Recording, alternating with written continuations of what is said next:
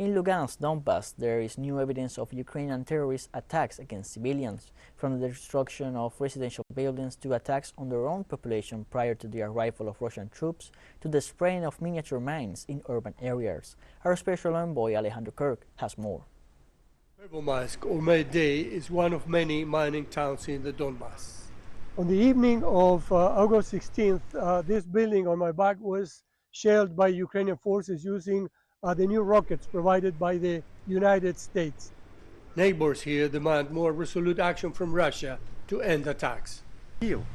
Because I am Russian too, we're all Russians here. We're sick and tired of putting up with all this. We're fed up. Here we sit her down, kids die, and that's it. And that's settled with 4 rockets to the other side. This is the kind of moment in things, in time, when you have to hit Kiev, I think. In Kiev, you send just 4 rockets to hit the banks and the parliament, and this epic will stop. A short trip through Lugansk takes us to the areas recently recaptured by Russian troops and people's militias. This point marked until recently the border between Lugansk and Ukraine.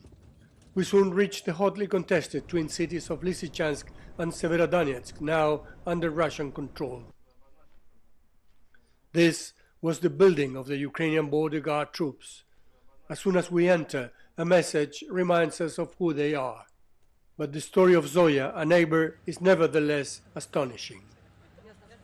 Clearly, no one wanted war. We didn't expect this war, but when we saw that what was happening, what the Ukrainians were doing here, just went into shock. We all saw it. We were shocked because they were shooting all the time. The Ukrainians were constantly attacking our city from Severodonetsk, although there were no Russians around yet. One day, they were shelling a square here, then another one 3 days later, and on the 4th, another one. I think they were pretending that there was a military situation here, and they were shooting all the time, creating this atmosphere as if there was a war going on here.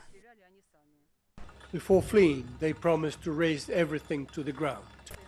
People say that the military was constantly on alert because they had installed booby traps. They blew up our water reservoir where the central pump was. They did it. They said they were going to do it, and they did it. I must clarify that not everyone saw it, but in the end, they did not even hide it. When they started to leave, they themselves advised everyone to leave. They had friends in various places at that time, and they told them to leave because we are going to wipe this place off the face of the earth. That's how they spoke, bluntly. They didn't hide it. In Lysychansk, this ruined mansion hides dangerous secrets.